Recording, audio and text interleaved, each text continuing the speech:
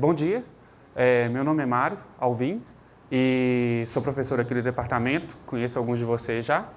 E hoje eu vou falar sobre segurança e fluxo de informação em sistemas computacionais e, em particular, sobre situações em que criptografia não garante a segurança. A gente tem na nossa cabeça que criptografa seus dados e você está seguro, e as coisas não são bem assim. O mundo é bem mais complicado do que isso, infelizmente, né? Então, ok. Eu vou começar a falar sobre a importância de proteger a informação e o que a gente quer dizer com proteger a informação. A gente sabe que hoje, cada vez mais, a gente está dependendo de ter os nossos dados privados divulgados ou a gente concede esses dados para serviços que provêm alguma conveniência para a gente. E quando a gente faz isso, a gente acaba informando para terceiros informações que a princípio são sigilosas e seriam da nossa conta apenas. Mas para receber o serviço de outras partes, a gente fornece informações que são privadas.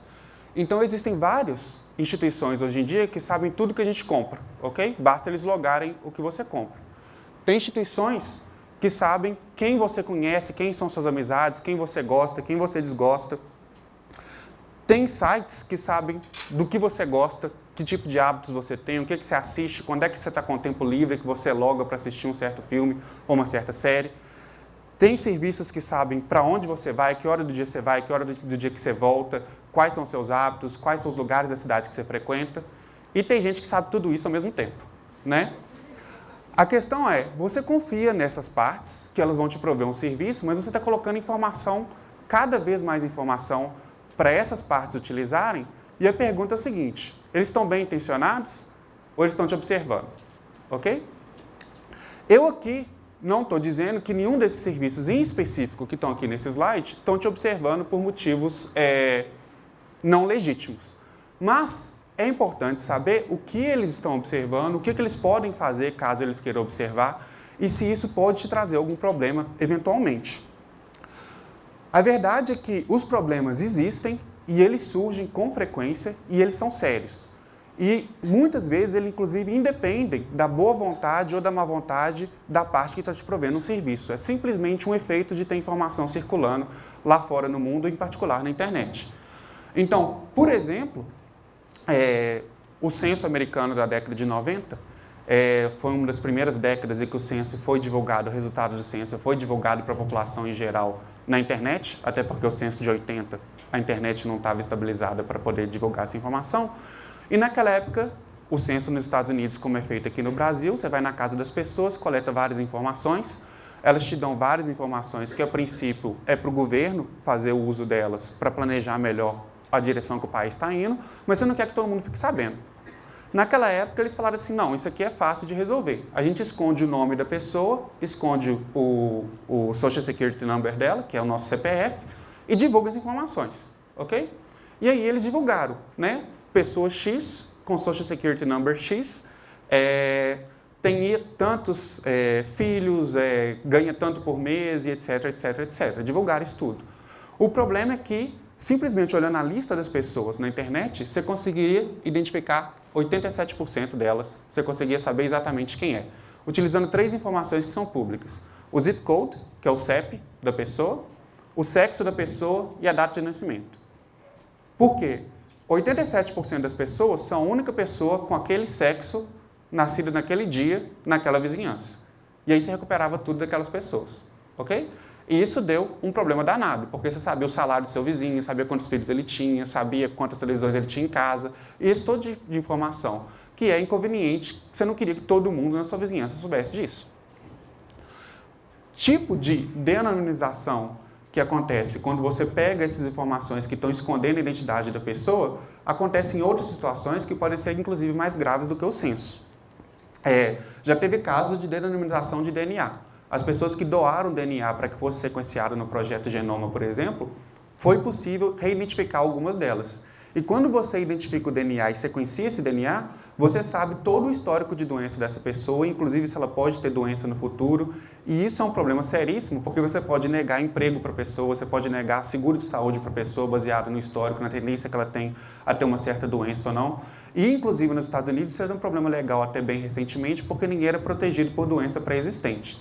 Então as companhias queriam mesmo saber se você tem câncer na sua família e existiam pessoas, eu conheço pessoas, eu morei nos Estados Unidos, que até 3 anos atrás simplesmente não podiam ter seguro de saúde. Não tinha nenhuma garantia de que elas podiam ter seguro de saúde, porque elas tinham câncer na família e para a seguradora não convinha correr o risco. Elas simplesmente aceitavam pessoas saudáveis e recusavam todo mundo que não era saudável. Qualquer acesso que elas tinham à informação, para coletar informação, se a pessoa é mais propensa a uma doença ou não, era utilizado para atrapalhar a vida das pessoas, com um efeito colateral de maximizar os lucros deles. Bom, um outro caso, esse inclusive aconteceu quando eu morava lá, estava fazendo pós-doutorado, é o caso da Target e adolescente grávida. A Target é uma loja americana que funciona tipo a loja americana. É uma loja dos Estados Unidos que funciona tipo a loja americana aqui, uma loja de departamento. E lá é muito comum, essas lojas elas têm cartãozinho de fidelidade. Então o que acontece? Você faz a compra a um certo preço para o cliente normal e se você tiver o cartãozinho de fidelidade da loja, você tem um desconto lá de 10%, 15%. Isso incentiva todo mundo a, na hora que você for passar no caixa e pagar, você passa seu cartãozinho e recebe o desconto, ok? Isso significa que a loja está coletando informação de tudo que você compra. Se você simplesmente pagasse em dinheiro, ela não saberia qual que é o seu hábito de compra ao longo de 1 ano, 2 anos. Mas ela pega essa informação, então, e utiliza para fazer propaganda, né? Propaganda direcionada e etc. Inclusive, já deve ter professores aqui que trataram na escola de verão do problema de fazer recomendação, propaganda, aprendizado de máquina e etc. Bom, e aí eles pegam isso, vão lá e olham, o Mário gosta de DVD desse tipo, manda propaganda para o Mário de DVD. O Mário gosta de vinho e etc., manda propaganda de vinho. Aí pegaram uma menina, que na época tinha 16 ou 17 anos, eu não me lembro, e mandaram para ela propaganda de fralda, bico, berço e etc. O pai recebeu aquela propaganda em casa, veio em papel mesmo e ficou revoltado. Foi na loja conversar com o gerente e falou, minha filha tem 16 anos ou 17, é um absurdo vocês ficarem fazendo propaganda de incentivando a atividade sexual nessa idade, ela ainda está no 2º grau, é um absurdo, ficou muito bravo, ok? É uma preocupação que eles têm lá com essa coisa de educação sexual e etc. Mas passado um certo tempo, para resumir a história, ele ligou de novo para a loja e pediu desculpa. Segundo as palavras dele, existiam atividades acontecendo na casa dele das quais ele não tinha conhecimento. E a menina realmente estava grávida. Bom, como é que a Target descobriu isso? A Target pega o histórico de compra das pessoas e verifica quais são os padrões que podem ser descobertos a partir dali. E eles descobriram estatisticamente que mulheres de uma certa idade que gostam de um tipo de loção para a pele que tem cheiro, se elas de repente param de comprar loção com cheiro e compram loção sem cheiro, daí a pouco elas estão comprando fralda, ok? Porque mulheres grávidas enjoam com mais facilidade. Então, esse tipo de informação não teve ninguém lendo isso e fazendo isso pessoalmente. Foi um banco de dados enorme que rodou, cruzaram essas referências, descobriram esse padrão, mandaram a propaganda para a menina, ninguém na Target necessariamente sabia que ela estava grávida, mas o fato de ela trocar a loção com cheiro para sem cheiro fez o pai dela descobrir que ela estava grávida antes da hora, ok? Isso é um problema sério, porque cada vez mais esse tipo de correlação surge através da computação que a gente está sendo capaz de fazer em cima de bancos de dados cada vez maiores. Então, se há 20 anos atrás era suficiente você simplesmente não contar para o seu pai que você está grávida, hoje em dia você vai ter que prestar atenção se a loja na qual você compra o seu loção de pele sabe que você troca de loção de pele caso você fique enjoada durante a gravidez. Então, esse tipo de vazamento de informação acontece e tem consequências na vida real. Bom, como é que você evita isso? Parar de compartilhar seus dados não é uma solução, ok? Até que você pode parar de comprar na Target se você quiser, mas tem outras situações que não é permissível você parar de compartilhar seus dados. A pesquisa médica e farmacêutica, por exemplo, ela só é possível se um grupo grande de pessoas se reunir com a comunidade científica, com os médicos que fazem a pesquisa e abrirem informações extremamente pessoais. O que elas comem, os hábitos sexuais delas, se elas têm doenças venéreas e etc. Se você não tem essas pessoas abrindo essa informação para você, você não consegue descobrir que açúcar aumenta a chance de ter diabetes ou que tal remédio cura tal doença. Você precisa que as pessoas compartilhem informações pessoais. E essa informação tem que ser protegida para que as pessoas se sintam incentivadas a fazer esse compartilhamento de informação. Cada vez mais é uma tendência hoje em dia a gente não ter processamento e armazenamento de dados locais, isso é feito numa terceira parte, do que a gente chama de nuvem. Então você manda seus dados para lá, você manda seu processamento para lá, e é muito mais barato ter esse serviço ser fornecido por uma terceira parte do que ter isso na sua máquina local. E você tem que tomar conta, essa informação está indo para lá. Você vai abrir mão de ter qualquer processamento na nuvem hoje em dia? É difícil. E além disso, você tem o governo, ele faz o censo a cada 10 anos, nos Estados Unidos, aqui no Brasil também, para decidir quantas escolas tem que abrir, quantos hospitais tem que abrir, e para isso você precisa dar informação para o pessoal, para o governo. Trancar a informação não é uma solução. Então, qual que é o cenário de proteção de informação? Tem alguém lá fora te observando, a princípio você nem sabe quem que é, ok? Até o caso da Target, adolescente grávida, ninguém imaginava que a Target teria alguma influência na vida de alguém a ponto de atrapalhar tanto a vida de alguém feito atrapalhou dessa menina. Às vezes a pessoa nem tem má intenção, mas eles estão te observando. E simplesmente tomando conta da própria vida e atendendo às suas próprias necessidades, essas pessoas podem causar um mal a gente, atrapalhando a nossa privacidade. Então, um primeiro objetivo é o seguinte, é o que a gente chama de fluxo de informação. A gente quer mensurar o que está sendo descoberto ou observado por essas pessoas, essas entidades que têm acesso à nossa informação. Outra coisa é, uma vez que você sabe o quanto que ele está vendo, você quer proteger a sua informação, para que ele não veja mais do que ele tem que ver. Então, o objetivo final é assegurar que a sua informação ela esteja protegida, ela não vai ser usada para fins que não devem ser usados, mas que ela seja utilizável. Ela tem que atender os fins que são os fins que beneficiam a sociedade, a gente mesmo, etc. Então, é um balanço. Proteger a informação, mas de forma que ela possa ser utilizada de forma eficiente. Bom, isso é o objetivo geral de proteção de informação, mas é claro que aqui a gente vai falar do ponto de vista computacional, o que a gente da ciência da computação tem a ver com isso, ok? Em muitos casos, isso é o que a gente escuta. Muitas vezes a gente quer disseminar a informação tem que circular, é bom que a informação circule, mas aqui em particular eu estou preocupado com os casos em que você não quer que a informação circule, ok? Existe um debate grande do que é a informação que deve circular, do que é a informação que não deve circular. Vocês veem toda essa discussão de Snowden, privacidade, quebra a chave da Apple, não quebra a chave do iPhone e etc. E tem gente que fala assim, tem que esconder, não tem que esconder. Eu não vou entrar nesse tipo de discussão aqui, eu vou dizer o seguinte só, que todo mundo tem alguma coisa para esconder. Se você não tem nada para esconder, a sua vida é bem chata, ok? Todo mundo tem alguma coisa. Quem fala assim, não tem nada a esconder, será que está disposto a colocar uma webcam no seu banheiro? Ok? Quando você toma banho? Não está. Ok? Todo mundo tem alguma coisa. E a gente vai proteger essa coisa. Você define o que é e a gente vê como é que a gente protege essa coisa. Vão ter gente que vai querer proteger mais coisa, tem gente que quer proteger menos coisa, mas todo mundo quer proteger alguma coisa. Ok? Bom, então o campo de Information Hiding, eu não traduzi porque eu não tenho uma tradução oficial ainda que o pessoal use, mas eu estou traduzindo com proteção de informação, concerne o problema de proteger a informação processada, nesse caso, por um sistema computacional, já que a gente é da ciência da computação. E o meu foco é o seguinte, saber exatamente o que é informação, defina informação e meça o quanto de informação que está fluindo num sistema computacional, ok? Então, quando você define o que é informação, você fala segurança é isso, e aí você cria uma escala numérica, você consegue falar, ele é seguro de 0 a 10 enquanto. Dá significado real para esse tipo de coisa, ok?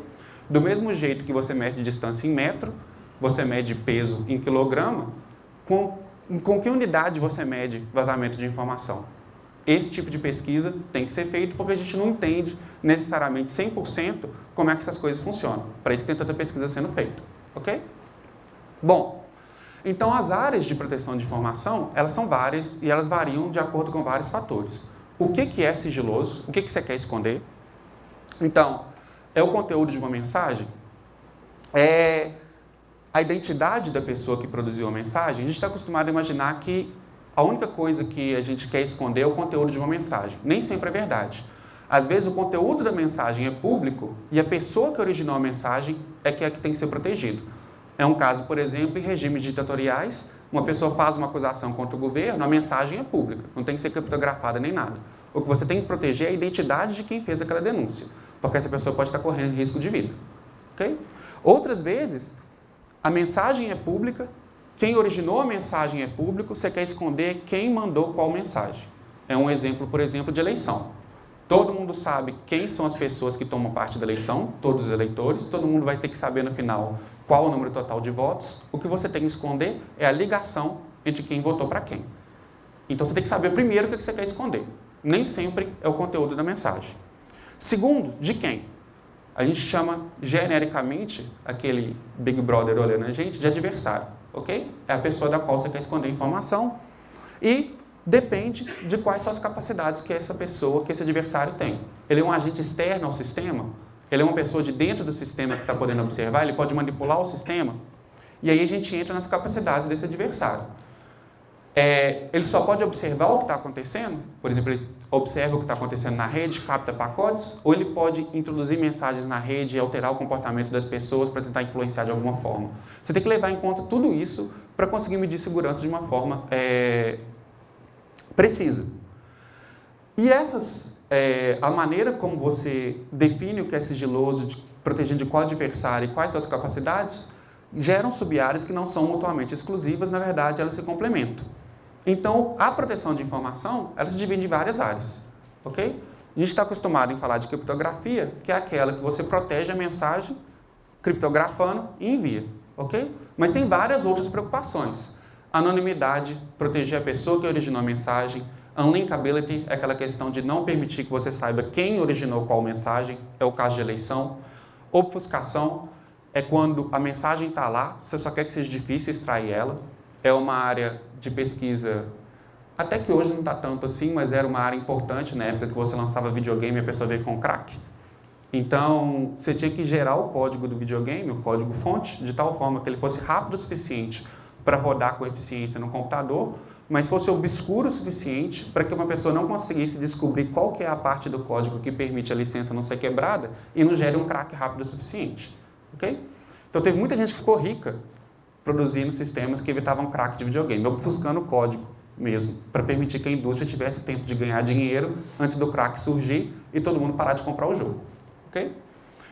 E tem essas duas áreas que são as áreas que eu me foco mais, que é o fluxo de informação, que é medir, definir informação e medir o quanto de informação que está fluindo num sistema, e privacidade, que é aquela informação que você considera que é pessoal sua e que você não quer que vaze para outras pessoas.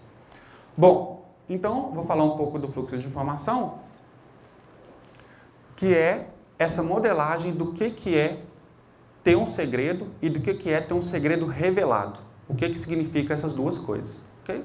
Então, vamos definir algumas coisas um pouquinho mais precisamente aqui.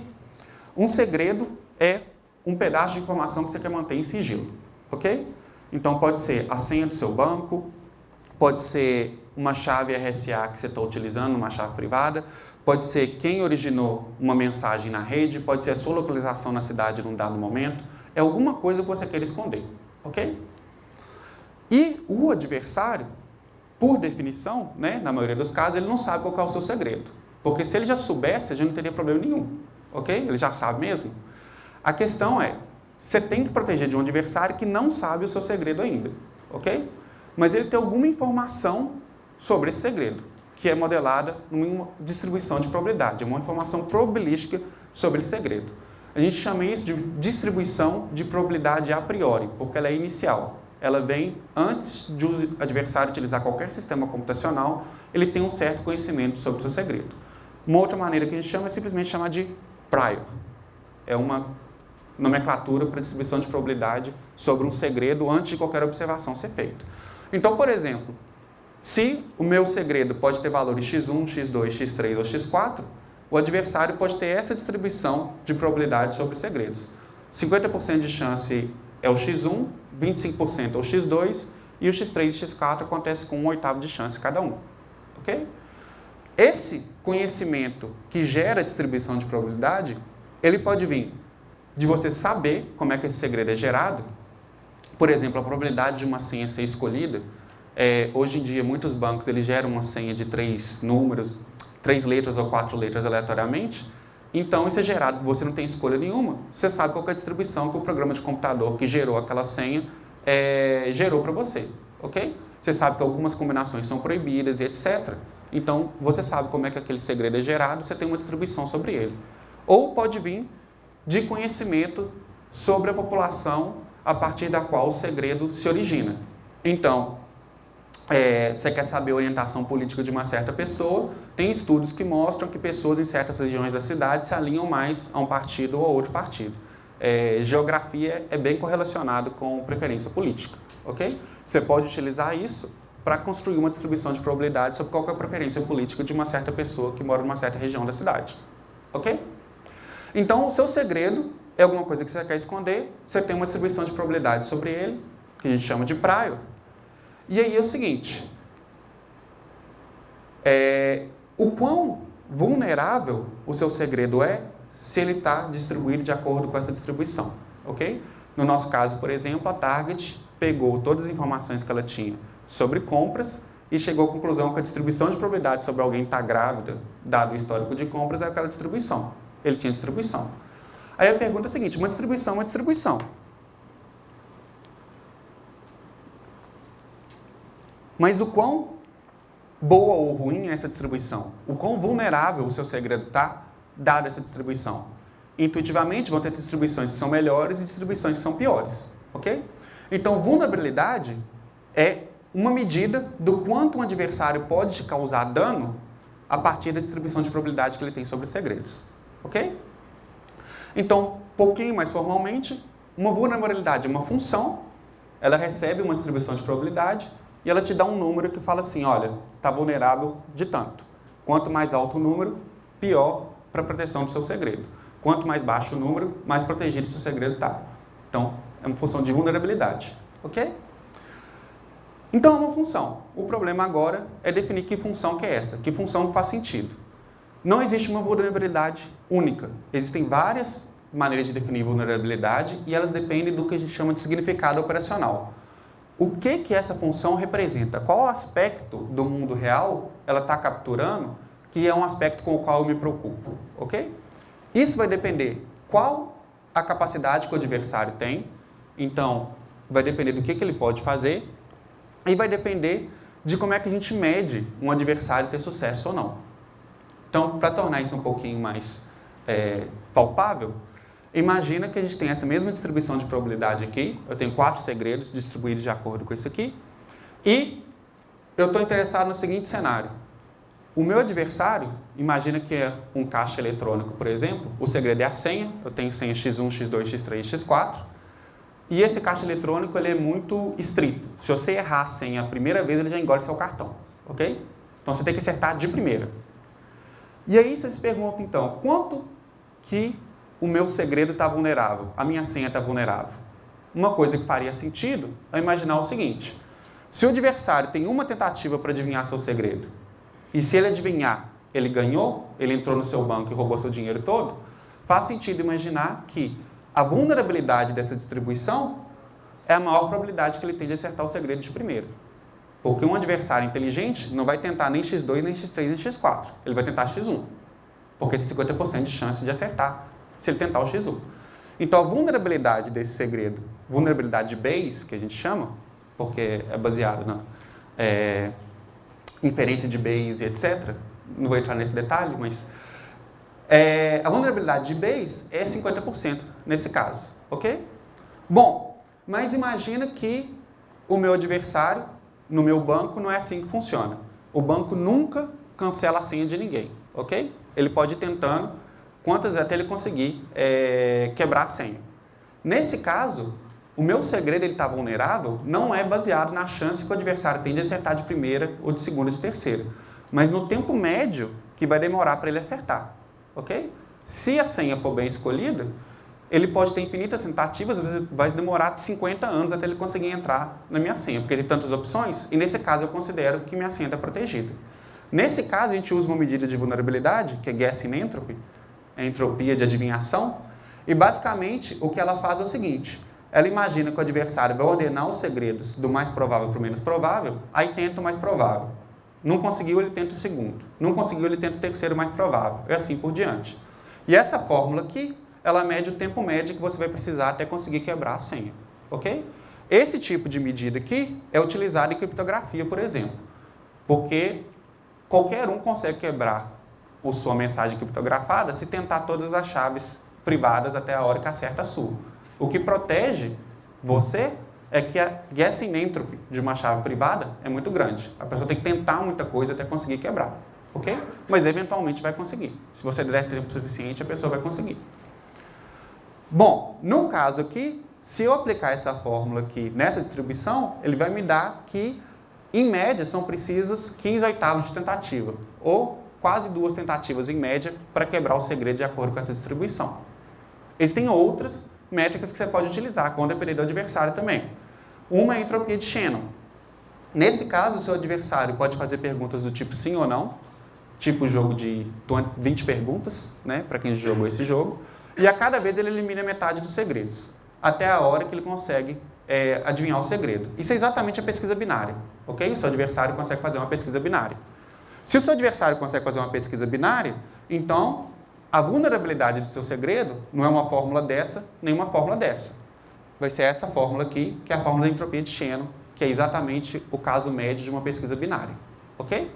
Nesse caso, para essa distribuição, ela vai estar vulnerável porque ele vai precisar de, em média, só 14/8 de pergunta para chegar até o segredo, ok? Então, a vulnerabilidade vai depender do estado da situação operacional que você tem, ok? Bom, então, você tem a vulnerabilidade a priori do seu segredo, só que esse segredo vai ser fornecido para o sistema de computação, que vai processar esse segredo e produzir alguma saída. E a gente está preocupado o quanto que esse sistema de computação vai vazar de informação, ok? Então, por exemplo, os sistemas são modelados para fazer alguma coisa, você tem um sistema de eleição, você tem 3 eleitores, cada um deles dá um voto na eleição, 2 ali votaram na Alice e 1 votou no Bob, o sistema reproduz na saída o resultado da eleição. A Alice ganhou 2 votos, o Bob ganhou 1 voto, ok? O fato de o sistema produzir uma saída, ele altera o conhecimento probabilístico que você tinha sobre as entradas. Porque nesse caso aqui, por exemplo, se você tinha uma distribuição que todo mundo pode votar em todo mundo a princípio, na hora que você observa que 2 pessoas votaram na Alice e 1 votou no Bob, você elimina várias possibilidades de quem votou em quem. Por exemplo, os 3 não votaram ao mesmo tempo no Bob, ok? Isso aumenta a sua informação sobre o que o segredo é. Observar o sistema pode aumentar a sua informação sobre o segredo. Seria muito fácil o mundo, né, se você tivesse que se preocupar só com o que o sistema escreve na tela. Mas isso também não é o caso do mundo real. Um sistema ele não só escreve o resultado do que ele tem que fazer na tela, mas ele altera o ambiente físico à volta dele. Ele altera o estado da cache, ele dissipa calor, ele tem um campo magnético em volta dele. E, a princípio, qualquer coisa que o adversário possa observar que está acontecendo durante a execução do sistema, pode revelar informação sobre o segredo que está sendo processado por aquele sistema. Ok? Então, um exemplo curtinho aqui. Imagina que a gente tem um reconhecedor de senha. A senha tem N caracteres e o usuário vai digitar N caracteres também. E o sistema vai comparar o que o usuário digitou com a senha que está lá dentro. Se bater, ele deixa o usuário entrar no sistema. Se não bater, ele rejeita o usuário não pode entrar no sistema. Ok? Você pode implementar um código desse tipo aqui, que verifica se a sequência de caracteres de C1 a CN, que é a senha real, está batendo com a sequência de caracteres 1 a 1N, que é o que o usuário tentou entrar. Você imagina, ó, coloca uma variável, um flag, ok, aceita, faz um loop. Para cada caractere, verifica. O que o usuário entrou bate com a senha real.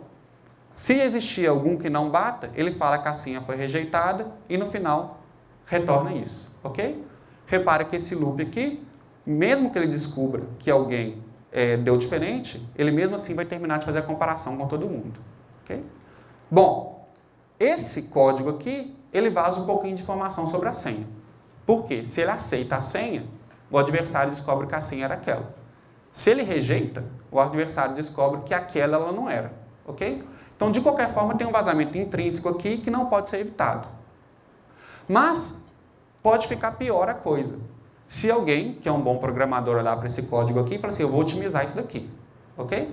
É uma bobeira, uma vez que eu encontrar um caractere que não bate, terminar o loop. Eu posso dar um break aqui e falar, a senha já não bateu e retornar, ok? Então, na primeira vez que um caractere não bater, eu paro e retorno. Fala a senha deu diferente. Isso melhora a performance, ok? Mas cria um problema de vazamento de informação. Porque agora, o tempo que o seu sistema vai demorar para aceitar ou recusar a sua senha é uma função de quão longe dentro da senha o seu erro foi, ok? Se você já errou o primeiro caractere, ele vai rejeitar de cara. Se você errou o quinto, ele vai demorar um pouquinho de tempo a mais. E um usuário que seja esperto o suficiente pode brincar com a tentativa de senha e descobrir a sua senha extremamente rápido, ok? E, na verdade, esse tipo de problema é o que a gente chama de canal encoberto. São funcionalidades do sistema que elas não foram projetadas, mas elas estão ali. Ou por limitação de hardware, ou por otimização de código, ou por falta de visão da pessoa mesmo que fez o sistema e não se preocupou com aquilo. E esse tipo de canal encoberto já gerou e gera muitos problemas. Por exemplo, medindo esse tipo de coisa de tempo de processamento, já conseguiram quebrar a chave RSA, DSS e fazer ataques remotos na rede. É possível quebrar a chave RSA se o código for otimizado para decriptografar o mais rápido possível. Você tem que abrir mão de eficiência se você quiser ter segurança. Medindo o estado da memória cache, depois que o sistema terminou de executar, você mexe na memória cache, você consegue quebrar chaves também. E às vezes, inclusive, esses cartões inteligentes, feito a gente tem um cartão BH Bus aqui em Belo Horizonte, você só chega ali perto do leitor e ele comunica e troca informação, medindo aquele campo magnético é possível quebrar. Inclusive a Holanda perdeu muitos milhões de euros por projetar um sistema que foi mal feito desse jeito. Eles conseguiram quebrar o sistema de transporte dele e colocar dinheiro infinito na conta das pessoas, ok? Observando o campo magnético gerado em volta do cartão que está sendo colocado próximo do leitor para você entrar no ônibus ou no metrô. Então, esse tipo de coisa acontece e é um problema sério. Então, o problema do fluxo de informação é o seguinte: nós não vamos fazer nenhuma restrição de dizer que simplesmente o que o usuário observa é aquilo que é escrito na tela. Não, qualquer coisa que ele possa mensurar a respeito do comportamento do sistema vai ser considerado como fonte de informação para ele, e a gente quer quantificar a informação sigilosa que flui através do sistema para esses observáveis. Então, os segredos são senhas, chave RSA, identidade, qualquer coisa que o sistema esteja processando. Os observáveis são aquilo que o adversário tem acesso. E o sistema, então, ele recebe um segredo, por exemplo, a senha real, um input do usuário público, que o usuário sabe o que é, por exemplo, a senha que ele está tentando comparar, e aí ele produz um observável, ok? Nesse caso aqui do sistema de senha, ele compara o segredo, que é a senha, com o que o usuário entrou, que é a tentativa, e responde aceitou ou rejeitou. E o adversário tenta obter informação a respeito do segredo, observando o que o sistema produz. E aí, a definição de o que o sistema está vazando de informação é uma comparação entre a vulnerabilidade inicial do segredo, você tem uma distribuição de probabilidade sobre o segredo, você mede a vulnerabilidade dela, a priori, você roda o sistema, o adversário vai observar o que o sistema produziu, atualizar a distribuição de probabilidade sobre os segredos e medir a vulnerabilidade dos segredos agora que ele já observou. E aí ele compara a vulnerabilidade inicial e final, e isso te dá o quanto que o sistema aumentou a vulnerabilidade do seu segredo. Essa é a definição de vazamento de informação. Ok? Então, QIF é Quantitative Information Flow, é o fluxo de informação quantitativo, e o princípio é, para medir o dano de informação que está vazando, você compara a vulnerabilidade do segredo antes e depois do sistema rodar. Ok? Isso te diz qual é a culpa do sistema no vazamento de informação. Se a vulnerabilidade inicial for muito alta, mesmo que a final seja muito alta, isso não é culpa do sistema, necessariamente, porque ela já era alta para começar. Ok? Então, a culpa do sistema é a diferença na vulnerabilidade. Não é simplesmente a vulnerabilidade do segredo. Coisa que já era problemática a princípio, o sistema não atrapalhou em nada. Ok? Bom, então só um exemplo, para ficar um pouquinho mais concreto. Imagina que o Homer teve uma ideia brilhante e ele vai submeter um artigo para uma conferência. E aí, o nosso sistema aqui vai ser um sistema de gerenciamento de submissão para conferência, como o EasyChair, por exemplo. E ele vai receber um input público. Todo mundo pode saber que o Homer submeteu um artigo para essa conferência. Ok? Só que esse sistema, esse artigo, vai ter que ser revisado por alguém. E tem 2 revisores possíveis para esse artigo, ou o Lenny ou o Mr. Burns. Do ponto de vista do Homer, quem vai revisar o artigo dele, se é o Lenny ou o Mr. Burns, é um segredo. Ele não pode saber. Ok? A pessoa pode aceitar ou rejeitar o artigo, falar o que quiser, e você não sabe quem que revisou o seu artigo. E o sistema vai produzir um observável. Ou ele vai falar para o Homer que o artigo dele foi aceito, ou ele vai falar para o Homer que o artigo dele foi rejeitado. Ok? A pergunta é, vão construir EasyChair, escrever o código-fonte dele, etc., e verificar. O EasyChair está realmente protegendo a informação sigilosa do Homer? Ou ele está revelando para o Homer quem criou o segredo de alguma forma? Quem revisou o artigo dele de alguma forma? E aí a gente pode aplicar o método quantitativo experimental. Bom, primeira coisa, o Homer tem algum conhecimento prévio sobre quem que vai ser o revisor com mais probabilidade ou menos probabilidade. Nesse caso, por exemplo, ele pode saber que o Mr. Burns é um especialista na área e, então, ele tem mais chance de revisar o artigo do que o Lenny. Então, é 60% de chance de ser o Mr. Burns, 40% do Lenny. É a estimativa inicial do Homer, ok? Bom, aí o Homer sabe que o Mr. Burns tem um comportamento diferente do Lenny, ok? O Mr. Burns é um cara mais malvado, ele tem mais chance de rejeitar do que o Lenny. Então, se o Mr. Burns for o revisor, a chance do sistema produzir aceito é 20% e a chance dele produzir rejeitado é 80%.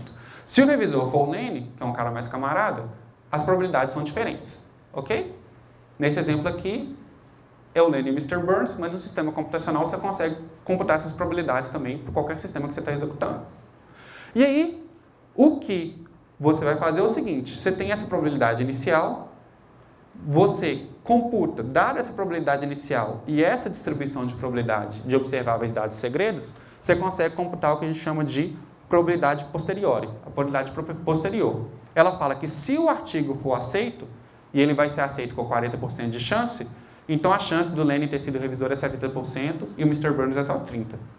Se o artigo for rejeitado, e isso acontece com 60% de chance, o Mr. Burns foi o revisor com 80% de chance e o Lenny foi com 20%. Isso aqui é feito usando o teorema de Bayes, ok? Bem simples, raciocínio bayesiano, você inverte, é uma continha rapidinha de ser feita, ok? Bom, e agora é o seguinte, o Homer sabia isso a respeito do segredo antes de começar. Na hora que ele observar o sistema, com 40% de chance ele vai observar isso aqui e atualizar o conhecimento dele do segredo para isso aqui. Com 60% de chance, ele vai observar isso daqui e atualizar o conhecimento do segredo para isso daqui. E agora a gente pode comparar o tanto que o sistema está vazando, medindo a vulnerabilidade a priori e a posteriori e comparando. Então, você escolhe sua métrica favorita. Se você escolher vulnerabilidade de Bayes, por exemplo, você mede em todos os pontos, tira as médias, subtrai e descobre que o sistema EasyChair aumenta em 16% a chance do Homer saber quem que era o revisor. Ok? Isso é aceitável ou não, você escolhe. Mas agora a gente tem um número para saber o quanto que ele está aumentando a chance de descobrir o segredo. Se você quiser outra métrica, eu não gosto de vulnerabilidade de Bayes, eu gosto de Guessing Entropy. Usa Guessing Entropy, ok? Usa Shannon Entropy. Mas de qualquer forma, esse é o princípio geral. Você tem que modelar como é que o sistema evolui, tem que escolher uma métrica de vulnerabilidade e aplica. E aí você consegue saber quando que o sistema está vazando, ok? Bom, a situação é... Então tem dois tipos grandes de pesquisa que são feitos, ok? Um tipo é o seguinte, qual que é a maneira correta de modelar o sistema, qual que é a melhor maneira de construir essas probabilidades. Esse sistema aqui é um sistema muito simples, ele recebe um segredo, produz o observável e para, mas tem sistemas que não são tão simples, ele recebe um segredo, produz o observável, altera o segredo, produz outro observável, pergunta para o usuário o que ele está fazendo, altera o segredo. E como é que você mede, como é que você modela esse tipo de coisa, as coisas ficam um pouquinho mais interessantes, ok? Então, existe pesquisa em melhorar a modelagem do sistema, esse aqui foi bem simples, e existe pesquisa em como escolher qual que é a métrica correta de vulnerabilidade, ok? A sua medida de vazamento vai depender da boa modelagem do sistema e da escolha correta da métrica de vulnerabilidade, ok? Bom, então, alguma coisa sobre o estado da arte, o que tem sido feito ultimamente, em particular, o que eu tenho ajudado a contribuir para a área ultimamente. Bom, a gente viu 3 vulnerabilidades, a vulnerabilidade de Bayes, a entropia de Shannon e Guessing Entropy, e elas todas fazem sentido em algum contexto. Mas a pergunta é o seguinte, será que tem outras que fazem sentido também? Por que essas 3, por que não outras? Se eu mostrar que o meu sistema é seguro para Bayes, mostrar que ele é seguro para Shannon, mostrar que ele é seguro para Guessing Entropy, será que alguém pode aparecer com uma quarto tipo de adversário ali na frente e falar assim, mas não é seguro contra esse daqui? E aí eu vou me preocupar. Nossa, será que é ou que não é? Então, tem essa escolha da métrica, ok? E a pergunta é, será que todas as métricas relevantes já foram estudadas? Bom, você, para saber se a métrica é relevante ou não, você tem que utilizar, você tem que verificar o que o usuário está interessado. Essas métricas que a gente mostrou hoje, que são as mais populares, até 5 anos atrás todo mundo só usava essas, ok? A gente observou que elas têm alguns problemas. Em particular, elas consideram que os segredos são todos inteiros, o adversário acerta o segredo ou erra o segredo, ok? Todas elas consideram que o segredo vem em pacote e que todos os segredos valem a mesma coisa. Isso é um problema, ok? Porque como é que você mediria a vulnerabilidade se o adversário não está interessado no segredo inteiro, mas só em parte do segredo? Ou se o adversário não precisa acertar o segredo certinho, mas acertar parte do segredo é suficiente? Ele não tem que saber a rua e o número que você se encontra. Se ele souber a rua que você se encontra, já é suficiente para ele ir e te atrapalhar a sua vida, ok?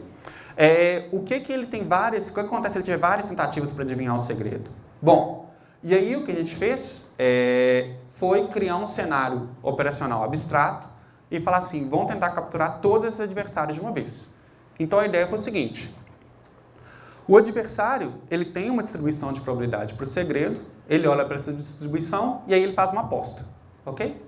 Bom, e aí, para cada aposta, ele vai fazer uma aposta W, e se o segredo for X, tem uma função de ganho G, que ela fala o ganho de WX é o ganho de você ter feito a aposta W, se o segredo era X, ok? Então, para diferentes segredos, diferentes apostas, você tem diferentes combinações do qual é o benefício que ele tem ou qual que é o prejuízo que ele tem fazendo aquela aposta. Algumas apostas são melhores quando o segredo é uma coisa, outras apostas são melhores quando o segredo é outra coisa. Bem abstrato aqui, ok? E aí você mede qual que é a vulnerabilidade do segredo. É o ganho esperado da melhor aposta, ok? Então, o que o usuário inteligente faria, para cada segredo, ele pega a probabilidade daquele segredo acontecer, multiplica pelo ganho de uma dada aposta. E aí ele escolhe a aposta que maximiza essa expectativa. Ok? Isso é o que você pode esperar que seu segredo está vulnerável.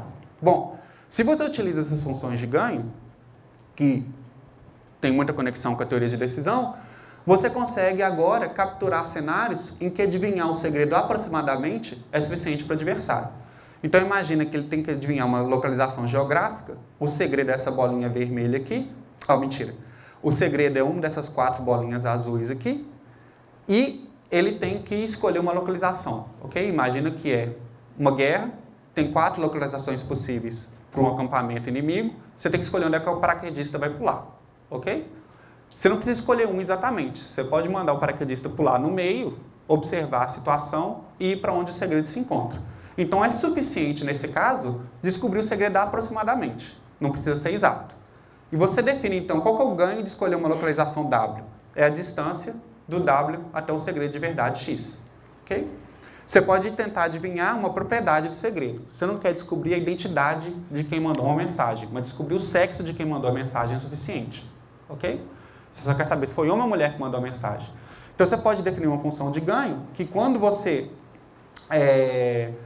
quando a pessoa que enviou a mensagem é X, você só está perguntando, a sua aposta é o sexo. E você ganha se você tiver descoberto corretamente o sexo da pessoa. Você pode ter outras situações em que você só quer adivinhar parte do segredo. Você quer descobrir onde é que está um laboratório, por exemplo, você não precisa saber a localização geográfica dele até o 10º dígito significativo da coordenada GPS. Os 2 primeiros é suficiente. E aí você fala que o seu ganho, então, é acertar os 2 dígitos mais significativos. E você pode também permitir que o adversário adivinhe o segredo em várias tentativas. Uma aposta agora é um conjunto. Ele pode ter 3 tentativas. E ele ganha se o segredo estiver nesse conjunto, ok? Então você consegue modelar muito mais coisa fazendo isso, com funções de ganho. Então, em 2012 a gente propôs isso, e a gente chamou de G-Vulnerability, vulnerabilidade G, porque é de ganho, ok? E a gente mostrou que a vulnerabilidade de Bayes é um caso particular dela. É o caso em que a função de ganho te dá 1 se você acertar o segredo corretamente e 0 se você errar o segredo, ok? Se você aplicar essa função de ganho nessa função aqui, você volta para de vulnerability, ok? Bom, e aí, em 2014, parte do nosso grupo, eu não fiz parte desse artigo, mostrou que Utilizando de vulnerability, você consegue decidir se um sistema é mais seguro do que o outro da seguinte forma. Se um sistema satisfaz certas propriedades, ele vai ser mais seguro do que o outro, e isso significa que você pode aplicar qualquer vulnerabilidade dentro de outro sistema e ele vai ser mais seguro do que aquele. Ou seja, você consegue falar que um sistema é mais seguro do que o outro, independentemente do contexto, independentemente do que o usuário vai fazer. Não é sempre que você consegue fazer isso, mas se você conseguir, você pode seguramente jogar um sistema fora e usar o outro, porque ele é seguro, mais seguro do que o outro em todas as situações. Não tem nenhuma situação que não seja. Bom, e aí em 2014 a gente mostrou que entropia de Shannon e guessing entropy, que são os outros dois que a gente viu também são um caso particular de vulnerability. Então isso quer dizer que se você escolher sua função de ganho espertamente, você, na verdade, guessing entropy e Shannon entropy é simplesmente uma função de ganho específica e você aplicando ela, você recupera. Então isso aqui já mostrou que você pode parar de preocupar com qualquer uma dessas três se você usar de vulnerability, ok? E a gente demonstrou o seguinte também. O vazamento do de vulnerability vai depender do conhecimento inicial do adversário e da função G que você escolhe.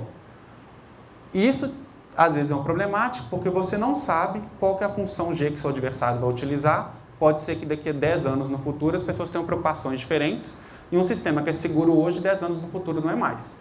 Um exemplo é, 10 anos atrás, provavelmente, alguém que quer saber se você está grávida ou não, daria pouquíssima importância para qual tipo de loção de pele que você usa, ok? Então, o valor de loção de pele há 10 anos atrás era pequeno. Com o avanço da computação e a propaganda direcionada da Target, hoje em dia isso tem valor. Então, hoje em dia, alguém que saiba a sua loção de pele te torna mais vulnerável em estado de gravidez, ou pode te deixar mais vulnerável. Então, a função de ganho do adversário mudou de 10 anos para trás. Loção de pele não vale nada, para hoje vale alguma coisa, ok? Então, isso torna um pouco preocupante para a gente. Será que a gente avaliou as funções G que fazem sentido ou ficou alguma de fora que faria sentido? E a gente conseguiu mostrar que, em algumas situações, a gente consegue limitar qual que é o vazamento máximo de informação para qualquer G. Qualquer função G que você defina, mais do que isso não vai ser. Isso te dá uma garantia robusta do quão seguro o seu sistema é, independentemente do contexto. Ok? Bom, esse artigo ganhou o prêmio da NSA de melhor artigo científico na área de segurança do ano de 2014. Ok? E aqui eu vou parar um pouco para fazer um pouco de propaganda, né? A NSA, né, a Agência Nacional de Segurança Americana, que é extremamente controversa, e é engraçado ela dar um prêmio para alguém que está protegendo a segurança dos outros, mas quem deu o prêmio não é a parte da NSA responsável por verificar. E a preocupação deles era o seguinte: a pesquisa em segurança tem sido muito assim, propõe um sistema, alguém acha uma falha, você vai lá e coloca um band-aid em cima daquela falha e fala, está seguro. Alguém acha outra falha, você vai lá, coloca um band-aid e fala, está seguro. E isso não é ciência, isso é o que a gente chama de arte. Você tem um expert que fala, segure isso, não segure aquilo, e você está sempre nessa busca de gato e rato, e você nunca sabe se o seu sistema está seguro, e aí propõe um novo sistema, alguém vai lá e quebra. A história toda da segurança tem sido, infelizmente, assim. Então, tem essa iniciativa de transformar a pesquisa em segurança em ciência. Então, tem que ter leis, tem que ter princípios, tem que ter experimentação, e a NSA criou esse prêmio para quem resolve a segurança, não do ponto de vista, me dá um sistema, me dá uma falha, eu conserto. É o sistema de vão criar leis. O que é segurança? Ok? Do mesmo jeito que você tem leis de termodinâmica, você tem leis de biologia, quais são as leis do vazamento de informação? E esse artigo nosso ganhou o prêmio porque eles consideraram que a gente descobriu uma lei de informação que é importante, que é essa, o limite da informação em qualquer contexto. Ok? Eu colocaria aqui uma foto da premiação, eu fui em novembro do ano passado, a gente foi lá, aquela coisa toda, mas eu sou proibido. Eu recebi a foto e você não pode mostrar a foto para ninguém. Ok? Então não tem foto da gente recebendo o prêmio, não. É meio frescura no NSA. Mas no site deles tem lá. Bom, e aí agora o que a gente está trabalhando é o seguinte, a gente mostrou que qualquer função G, você consegue limitar o vazamento de informação dela. Agora, outra pergunta que a gente fez é o seguinte, será que toda função que faz sentido é uma função G? E a gente acabou de mostrar que sim, está em revisão agora. Qualquer medida de vulnerabilidade que faça sentido no sentido de que ela satisfaz algumas propriedades matemáticas básicas, que se ela não satisfizer essas propriedades, não é uma medida de informação, ok? Se ela satisfaz essas propriedades, existe uma função G que captura. E isso, então, abarca o que a gente falou. Base Vulnerability, Shannon Entropy, Gasson Entropy, são todas de Vulnerability, não é por coincidência. É porque qualquer uma que faça sentido tem que ser uma de Vulnerability. Ok? Bom, conclusão. O trabalho de segurança agora é aplicar a teoria da computação à quantificação formal de segurança, para transformar segurança numa ciência. Em particular, quando eu falo de segurança aqui, é fluxo de informação. O que é informação, como é que a informação flui, como é que você quantifica e como é que você limita o que pode ser feito com essa informação. Em particular, eu tenho aplicado isso à segurança, mas esses princípios são gerais o suficientes para serem aplicados a outras áreas, ok? O fluxo de informação não acontece só em segurança, acontece em diversas outras áreas. E Lord Kelvin, né, que é o inventor da escala Kelvin, ele era um defensor de que se você não consegue medir aquilo de que você está falando, então você não elevou aquilo a um nível de ciência ainda, ok? Então essa é a tentativa, transformar a segurança numa ciência passa por ser capaz de definir informação e medir informação. Enquanto está no campo da intuição, você não consegue fazer afirmações estritas, você não consegue prover limites de segurança estritos. Ok? É isso.